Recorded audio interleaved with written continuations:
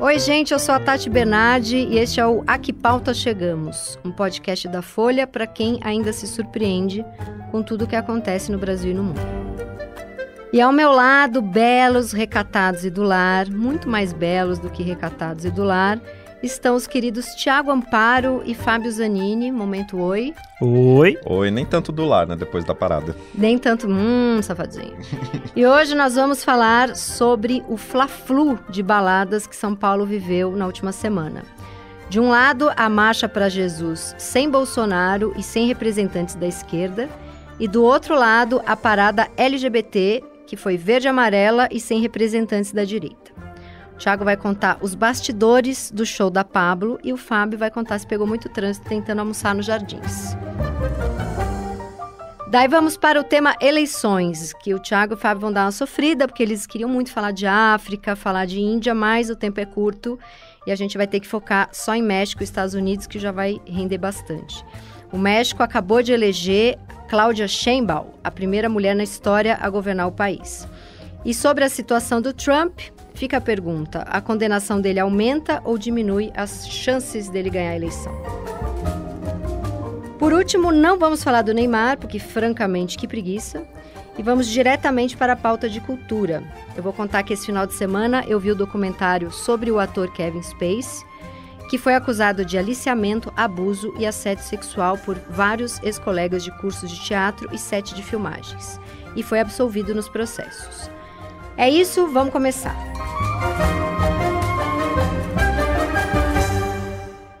Bom, vamos começar falando da Marcha para Jesus versus a parada LGBT.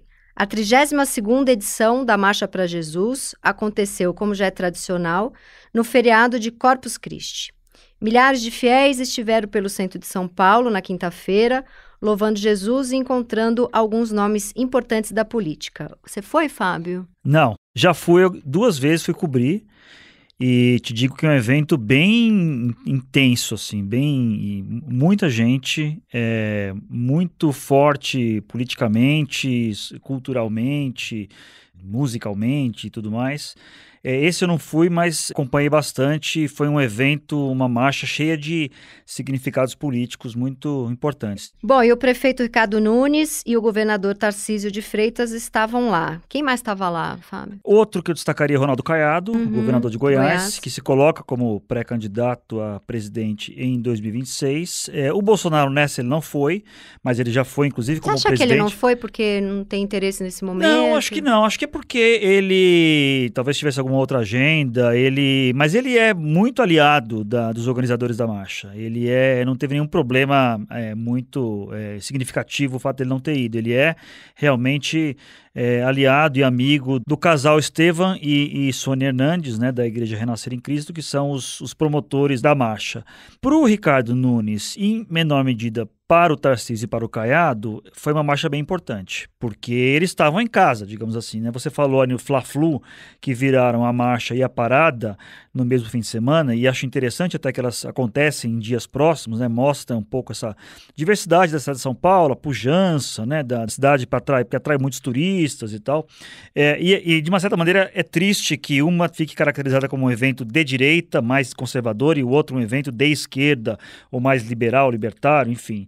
E é o que aconteceu. Então, na Marcha para Jesus, nós tivemos o Ricardo Nunes completamente incensado, louvado, sem fazer trocadilho, inclusive houve orações. Mas já fazendo. Houve oração, inclusive, para ele, né? Foi agraciado como um representante, enfim, do povo de Deus. O pastor Hernandes falou que ia rezar pro Lula também, se o Lula fosse. Né? Falou que ia, mas também reconheceu que se o Lula fosse, ele ia sofrer algum tipo de hostilidade. Ia ser vaiado. Como sofreu no ano passado o representante que ele enviou, que é o advogado-geral da União, Jorge Messias. E enviou de novo. Enviou de novo, que é evangélico. Mesmo assim, não foi muito bem recebido. Mas para o Ricardo Nunes, que é católico, aliás, né? O Ricardo Nunes é um católico praticante. Ele é um católico que realmente vai às missas, é conservador em matérias culturais como aborto. Ele não é um católico só para constar, não. Mas ele é um católico, não é evangélico. Mas, enfim, estava um pouco jogando em casa ali, assim como o Tarcísio, que também é um católico, né? Mas tem uma relação muito próxima com os evangélicos. Ambos foram muito elogiados, muito festejados, fizeram discursos.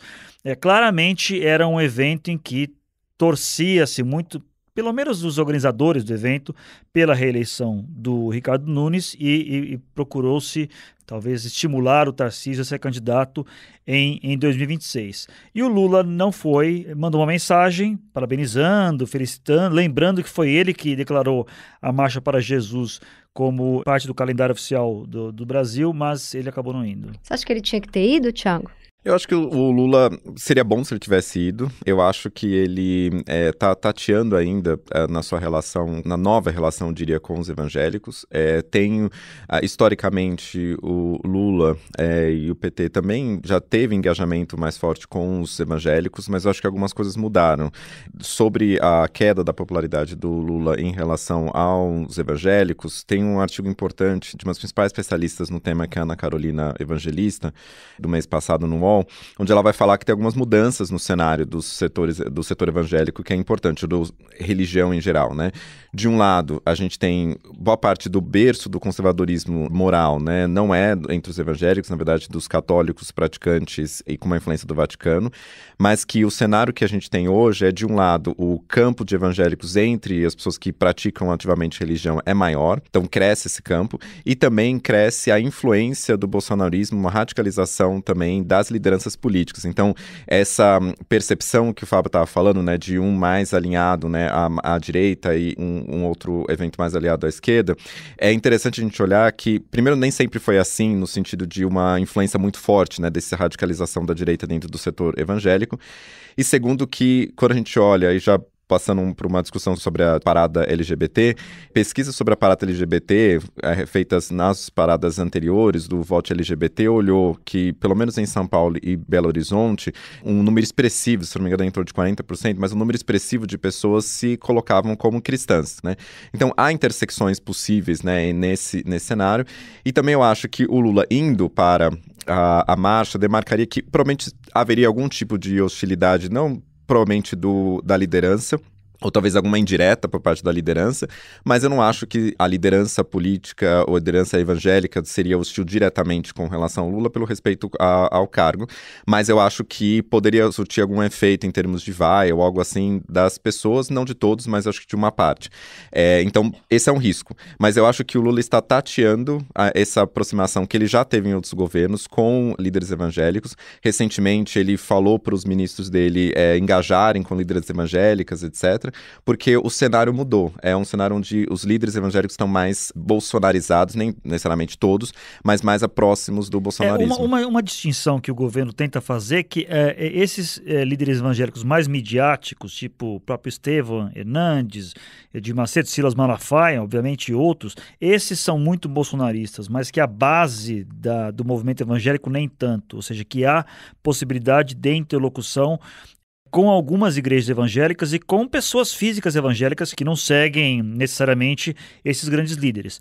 Talvez o Lula poderia ter feito esse esforço de realmente ser interessante. E acho que tem uma coisa que é um pouco paradoxal também, que saiu uma pesquisa da Datafolha semana passada que mostra que, para a população paulistana entrevistada, o fato de um político ser religioso ou não conta tanto na hora da decisão do voto. Tem uma série de critérios ali que foram perguntados. O que é mais importante que você votaria? Aí ganhou disparado conhecer bem a cidade, depois ter boas políticas. E o último item ali foi ser religioso ou não ser religioso. Não é algo que a população dê tanto valor. Por outro lado, paradoxalmente, os políticos dão valor a esse eleitorado mais evangélico. Por quê? Porque é um eleitorado mais motivado, que vai às ruas, que acredita mais no voto, que se esforça mais. Então, muito embora para a grande massa da população não seja tão importante, há uma minoria muito significativa que é importante ser evangélica e que tem que ser cortejada. Acho que só tem um ponto importante aqui para a gente refletir, né? Aqui o Fábio já estava falando, mas que é importante enfatizar da diversidade do público evangélico, né? Então, existe uma diversidade também entre as lideranças, mas também entre a população. Então, dá pra gente falar num bloco uníssono com relação a isso. E segundo, que o governo, talvez ele tenha mais a ganhar se engaja em outras pautas que abarca essa população, como por exemplo a pauta econômica, do que tentar travar uma pauta dentro do campo religioso, moral, que muitas vezes é dominado pelos signos, pelos estímulos, né, bolsonaristas. Inclusive, eu achei até LGBTfobia da Tati não ter me perguntado sobre se eu já fui na marcha. Na verdade, eu tenho uma história de ir pra marcha, né? Minha família é evangélica. Sua família eu evangélica. fui durante muitos anos da Igreja Renascer em Cristo. Minha irmã Olha é só. pastora da Igreja Renascer em Cristo.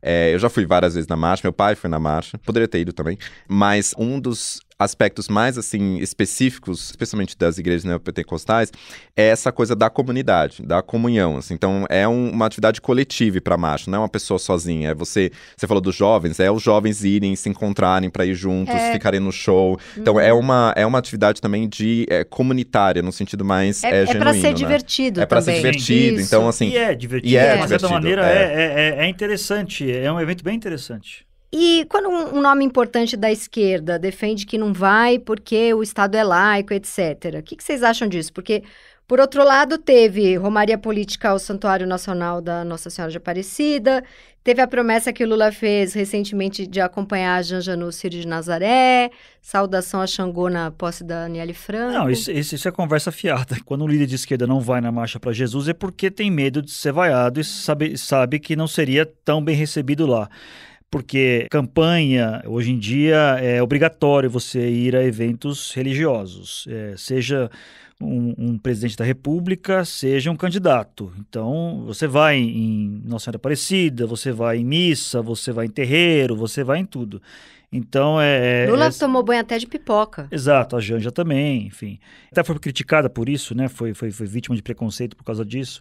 E então, dizer que respeita o Estado laico, não, conta outra, né? Eu acho que tem um ponto também importante aqui, que é a gente entender como que o próprio nome de Estado laico foi sendo utilizado até pelo bolsonarismo para poder dizer, olha, na verdade eles querem impedir que a gente consiga exercer a liberdade de religião, ou que a gente quer impedir que o Estado não pode ser completamente sem religião ou algo dessa natureza. O que muitas vezes pode permitir influências da religião no Estado, como a gente vê no aspecto da educação, da escola sem partido, etc. Mas um ponto que eu queria trazer também nesses exemplos que você mencionou, Tati, uma coisa que eu discordo é que existe uma diferença importante entre religiões hegemônicas e religiões não hegemônicas, né? O que é isso? Religiões que sofrem discriminação sistemática, como a gente está falando de religiões de matriz africana, e religiões que muitas vezes até se veem como vítimas, né? Dizendo, nós somos vítimas do Estado, da esquerda, seja o que for, mas que na verdade na sociedade brasileira são hegemônicas, aceitas. como cristãs. Então, eu não acho que é a mesma coisa você ter, por exemplo, uma saudação a Xangô num contexto da posse da Aniele Franco, não só por causa nem sei se ela é de matriz africana, mas digo por causa da relevância histórica dessa religião e da intolerância religiosa, porque quando a gente fala de intolerância religiosa, não é tão prendendo ou batendo em igrejas. Na verdade, tem algumas religiões específicas, como as religiões de matriz africana, que estão sofrendo essas perseguições, né? Mas eu concordo com o Fábio de que não faz sentido você argumentar que não vai só por causa do Estado laico, porque isso é simplista demais. Sim. E vocês acham que a esquerda ignora essa maioria evangélica que é negra, pobre, feminina? Vocês acham que tem uma... Não acho que ignora, não, mas acho que tem dificuldade, né?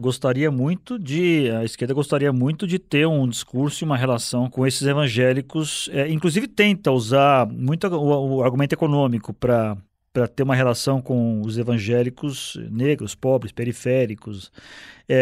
Mas tem dificuldade, porque no fim das contas os valores culturais, os argumentos culturais, aborto, drogas, enfim, temas LGBT acabam prevalecendo. Eu concordo e eu acho que tem uma tentativa, né, de aproximação, mas, de novo, dentro desse contexto de bolsonarização das igrejas. Quando tem uma pesquisa Atlas, Tati, que perguntou para diferentes segmentos quais são, na sua opinião, os maiores problemas do Brasil hoje em dia. E é interessante que dos evangélicos, eles colocaram ali criminalidade, tráfico de drogas e corrupção, né, como maiores problemas, e o pessimismo com relação à perspectiva econômica, né, de diminuição do emprego, da renda, era maior entre o segmento evangélico do que dos outros segmentos.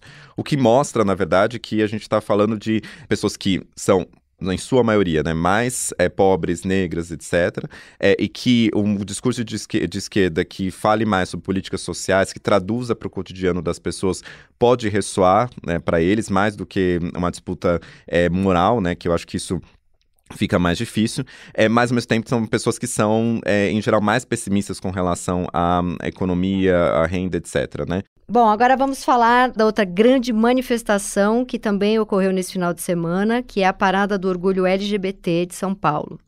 Foi no último domingo. Tiago, você foi? Vamos, para não parecer que eu acho que o Tiago foi em uma e o Fábio foi em outra. Fábio, você foi? Não fui. Não foi, Tiago. Você foi almoçar no Jardim? Foi almoçar, não, eu tava viajando. Fui, foi bem interessante, foi grande, assim, tinha muita gente. Você foi de verde e amarelo? Eu tive uma resistência, é verdade, assim, eu fiz uma reunião de amigos antes na minha casa pra depois ir pra lá e eu fui eu acho que eu troquei de roupa umas 5 vezes, conforme mais uma pessoa chegava no pré-encontro. Mas você começou de verde e amarelo? Não, eu comecei de preto, totalmente de preto, aí depois eu fui mudando até virar o verde e amarelo mesmo, influenciado pelos meus amigos que todos estavam de verde e amarelo, e muita gente foi de verde e amarelo mesmo, que mostra o poder da Madonna. E da Pablo Vittar. E eu acho que foi muito interessante. Primeiro deu uma certa, assim, confusão na minha cabeça, uma bugada na minha cabeça de olhar tanta gente, né, com a camiseta verde e amarela na parada LGBT, mas as pessoas levaram muito a sério isso, e acho que foi interessante como uma forma de resgatar, no sentido de falar que esse símbolo é um símbolo nacional, então, portanto, abarca todas as pessoas. Fazer essa disputa eu acho que é importante, não é uma disputa trivial, mas na verdade é uma disputa de narrativa mesmo sobre os nossos símbolos, as referências, quem faz parte, né? A gente sabe que muitos países que criminalizam, são contra pessoas LGBTs, enfatizam muito dessa lógica de que eles são influenciados por outros países, são influenciados por outras culturas, eles não são iguais a gente. Eu lembro que isso era muito discurso, por exemplo, na Turquia, do Erdogan, né? Então, a gente percebe que falar que nós também fazemos parte da nação, etc., acho que isso é importante como ressignificação. Então, teve, de fato, esse símbolo e foi muito forte na parada inteira. Você chegou a ver o que a Tabata e o Guilherme Boulos falaram? A Tabata, ela não fez um discurso num carro elétrico, né, mas na verdade ela circulou, né, na parada. Eu vi que fotos e vídeos dela ensaiando como usar um leque, o que é tão divertido quanto insuportável, as pessoas abrirem um leque a todo momento. Também o Boulos, ele discursou, né, ele enfatizou a necessidade de derrotar o bolsonarismo.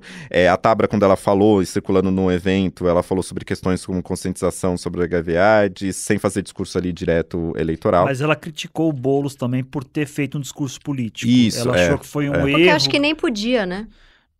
Mas é um ato político.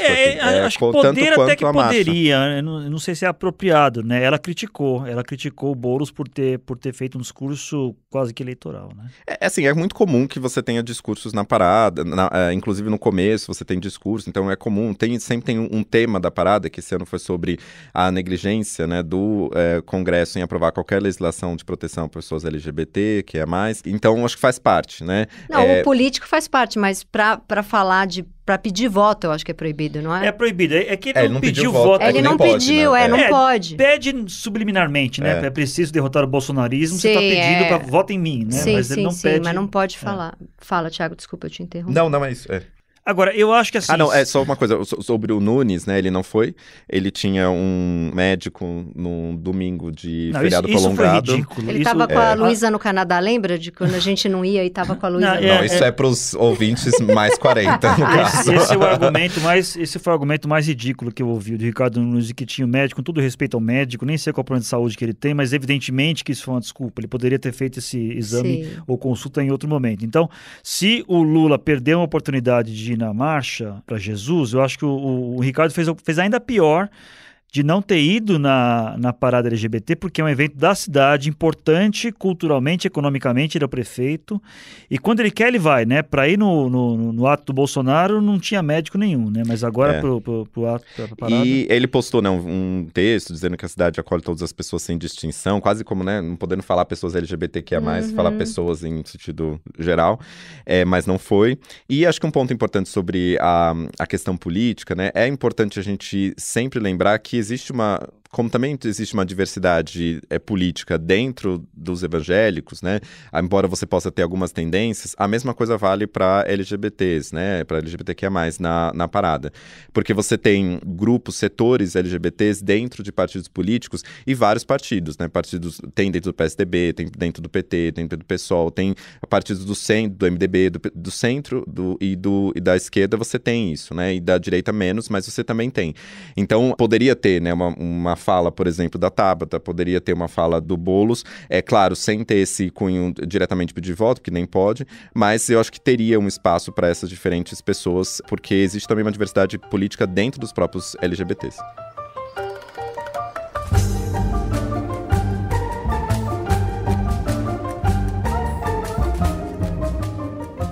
Bom, vamos agora para eleições. Vamos falar de México e nos Estados Unidos o Trump condenado. Eu quero começar falando da Claudia Sheinbaum, que é a primeira mulher a governar o México. Ela venceu por uma maioria esmagadora, quase 60% dos votos. Teve mais votos até do que o antecessor dela, o Andrés Manuel López Obrador, também conhecido pela sigla AMLO.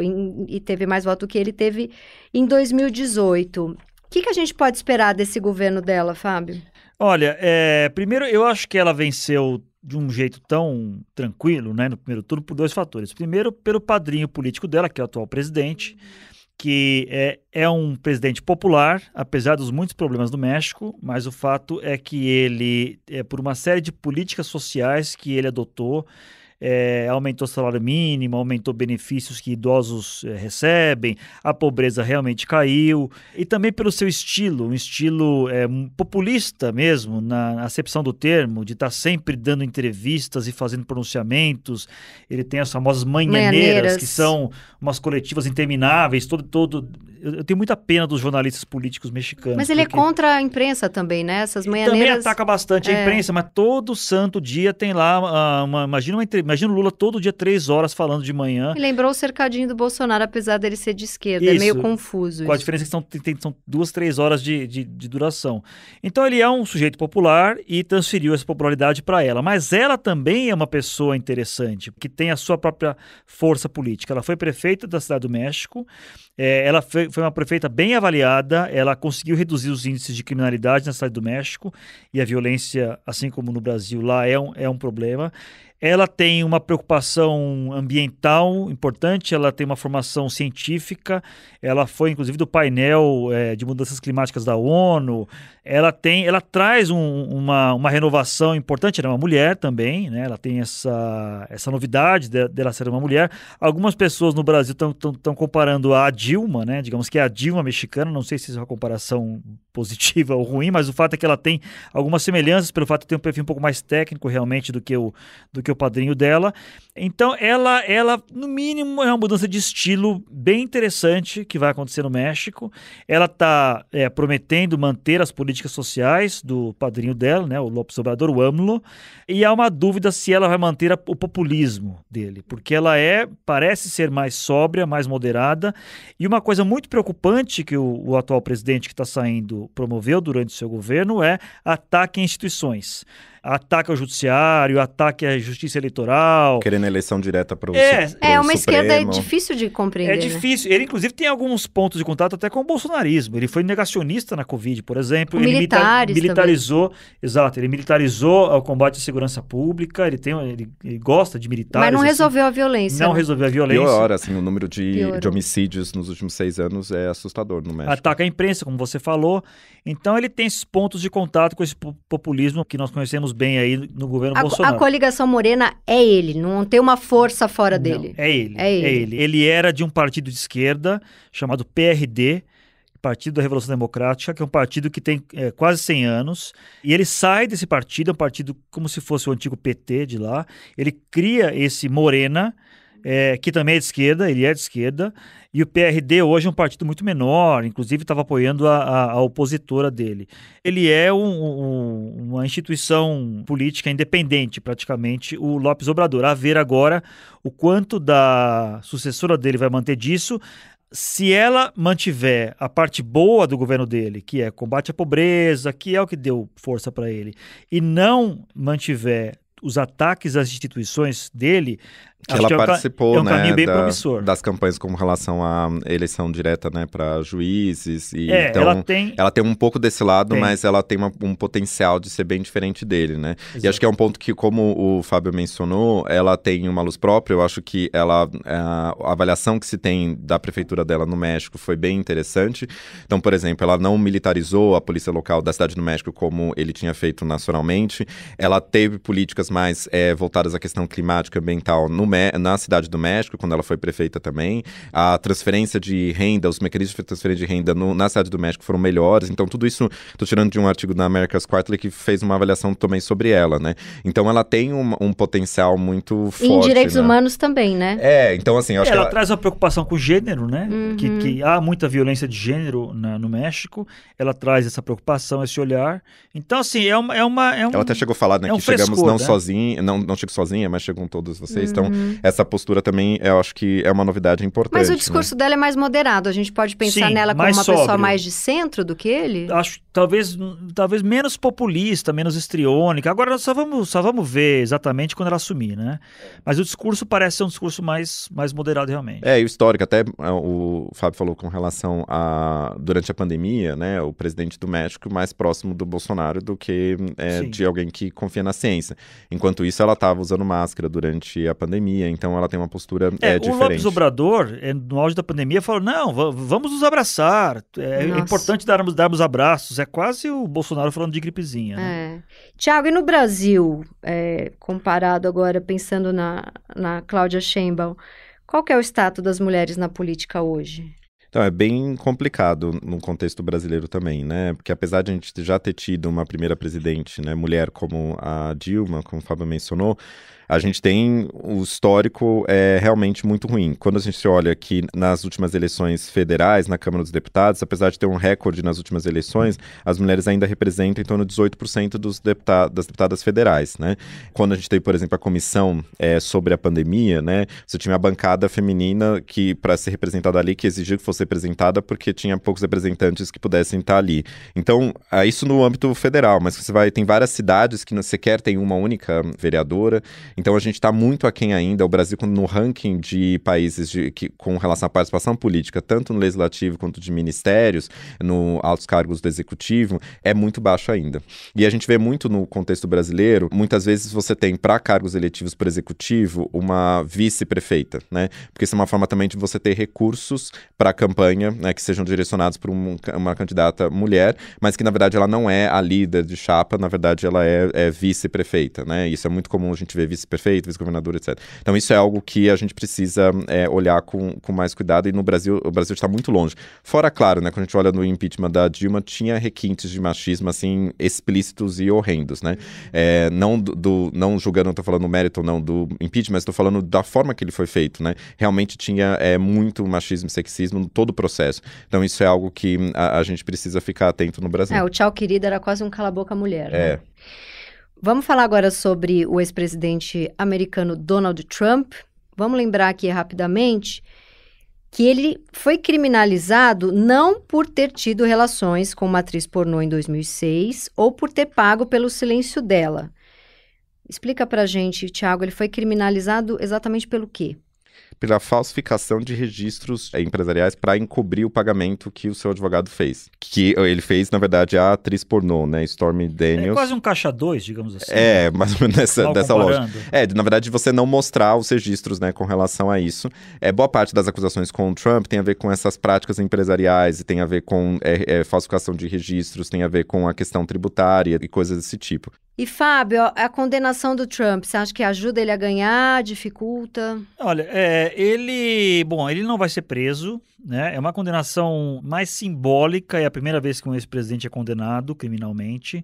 Há vários casos que ele está respondendo, esse de longe era o mais brando, digamos assim.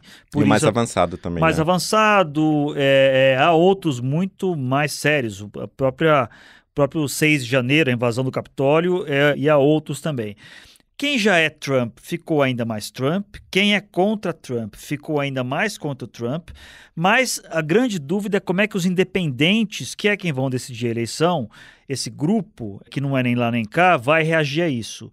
Tem pesquisas ainda sendo feitas sobre isso, com resultados não muito conclusivos, mas o fato é que esses independentes podem, sim, terem uma convicção de que ele não tem caráter para ser presidente. Se você pegar em alguns estados, que são estados chaves, que vão decidir dentro desse bizantino processo de colégio eleitoral americano, na verdade a eleição vai ser decidida em meia dúzia de estados, não muito mais do que isso, em que há uma disputa acirrada. Nesses estados, esses independentes, que talvez seja o quê? Um terço. A gente já sabe que Califórnia não vota nele, Exato, Nova York não vota... Califórnia é Biden, Nova York é Biden, Texas é Trump, Flórida deve ser Trump também.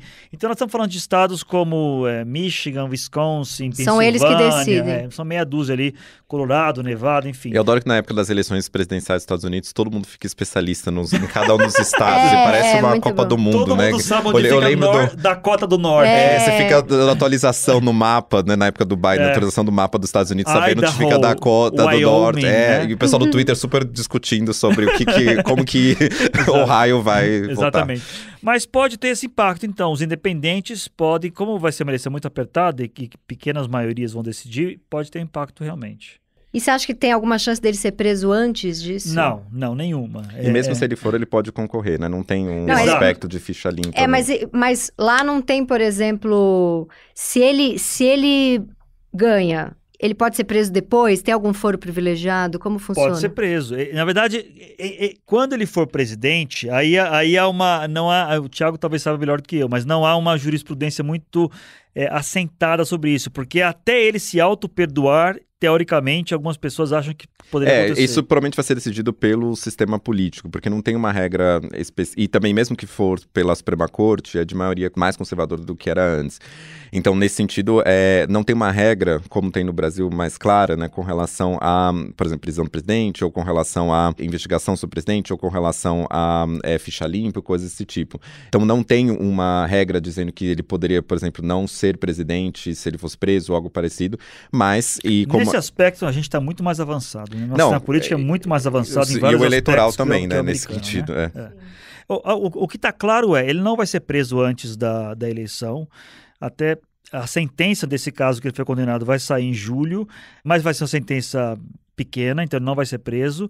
E sendo realista, se ele for presidente, estiver sentado na cadeira e aí for condenado à prisão, ele não vai ser preso. Algum tipo de decisão judicial, a Suprema Corte vai arrumar uma forma. Não é realista imaginar que um presidente exercendo o cargo vai ser preso. E acho que tem um ponto importante que é a falha, né, do sistema, acho que jurídico, judicial e também do sistema político, de você punir mandatários ou ex-mandatários como o Trump por eventuais crimes muito mais graves, né? Como, por exemplo, estimular uma insurreição que invade o Congresso, ou, comparando com o Brasil, a responsabilidade de Bolsonaro com relação à pandemia. E aí você entra numa discussão que, juridicamente, às vezes você consegue pegar, muito entre aspas, uma pessoa por questões como, né, essa do falsificação de registros empresariais com relação a pagamento de matriz pornô, ou falsificação de registros de documentos, cartão de vacina. Uma das acusações contra ele é que ele retirou documentos secretos da Casa Branca e levou para casa dele, que não pode, né? Então, talvez por uma questão menor você possa ser condenado. E também é interessante perceber que quando você fala o primeiro ex-presidente, né, condenado, etc., quantas outras atrocidades você teve cometida por presidentes dos Estados Unidos, né, em relação a guerras ao redor do mundo e outras formas de atrocidades que nunca foram de fato investigadas. Você falou isso de informações confidenciais, aqueles e-mails da Hillary Clinton que fizeram ela perder as eleições era justamente sobre isso, exato, né? E ele usou contra ela. Sei lá, a Hillary usou o Gmail em vez do .gov, entendeu? Quem nunca fez isso? Exatamente.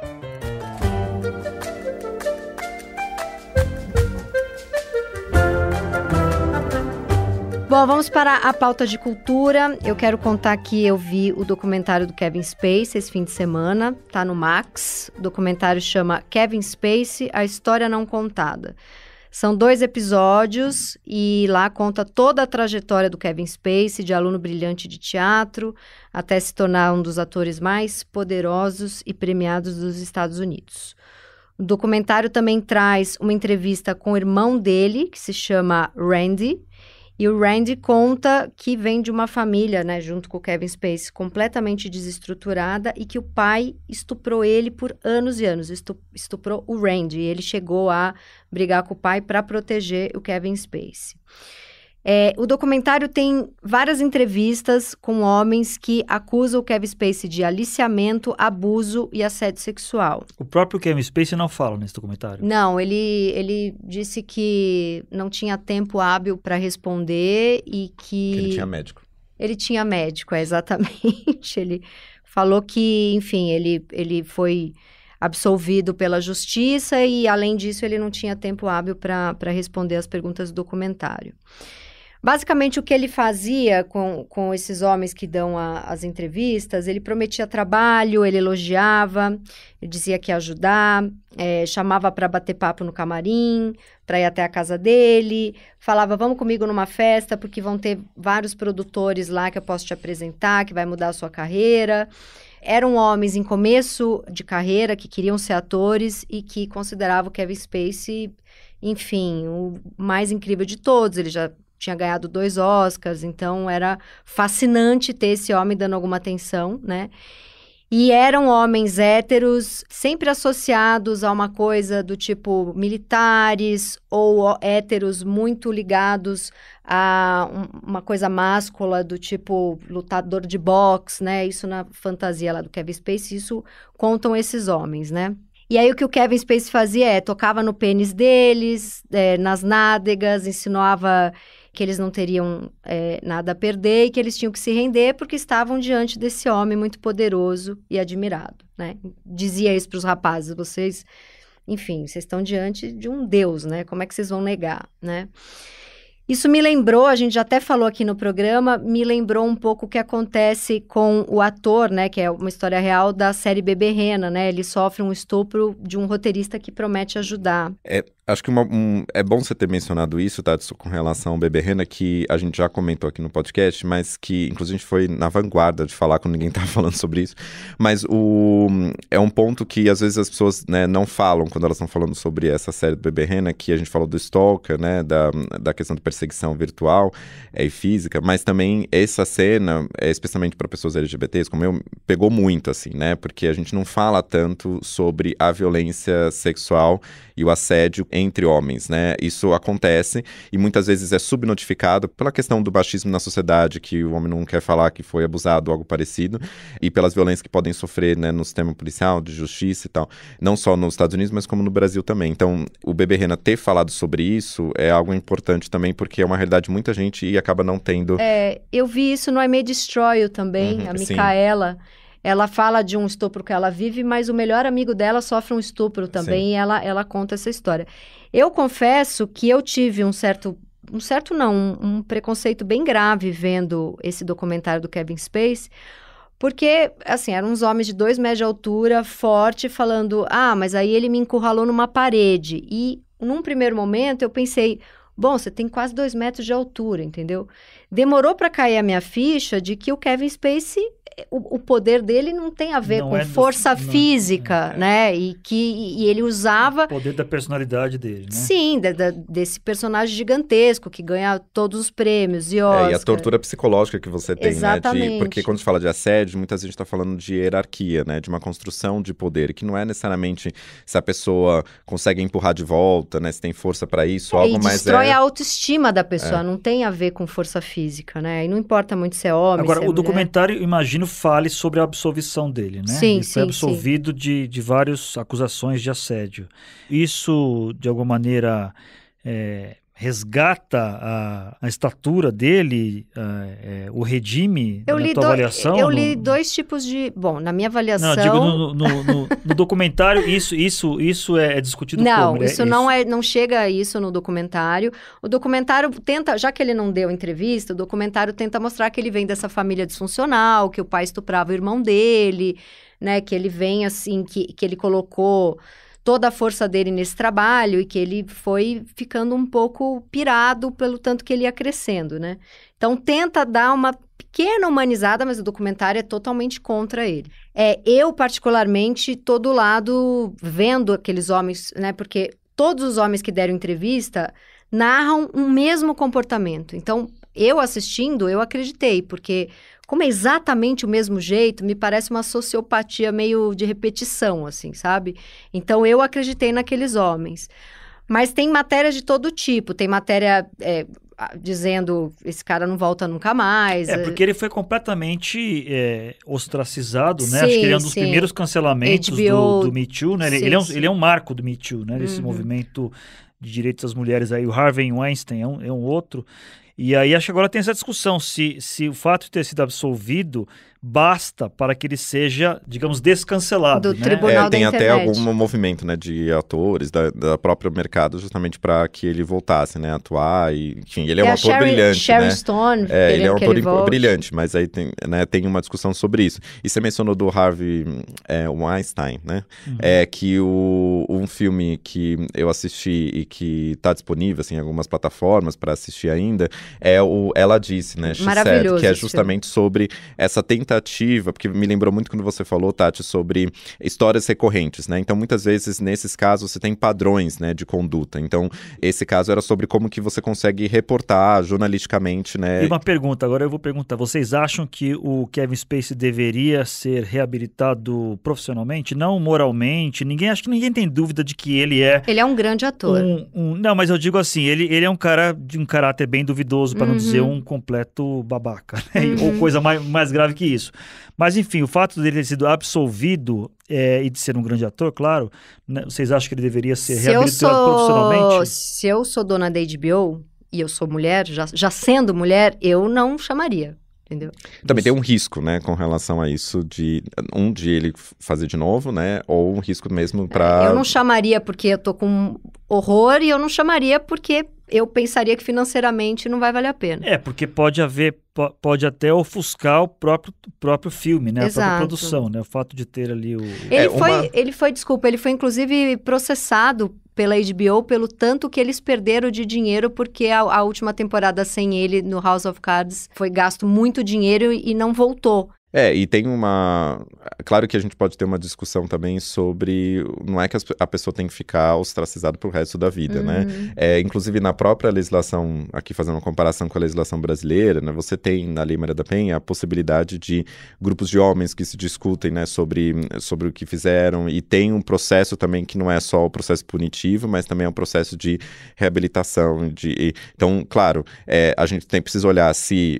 O local, por exemplo, onde ele vai trabalhar, né, os estúdios, eles melhoraram depois do Me Too em termos de suas práticas institucionais, né, de fiscalização, de punição, de acompanhamento para que casos não aconteceram, né, e garantir de que não acontecesse de novo, né, e que ele tivesse de fato convencido de que ele não pode ter práticas que supostamente ele tenha feito. Agora, e vocês acham que isso mostra que o Me Too pode ter ido longe demais em algumas situações ou não? Eu acho que não. Eu acho que não. Porque não foi longe o suficiente. Tem esse impacto positivo, né, de ter mudado práticas de trabalho certamente, mas todo movimento gera uma reação, né?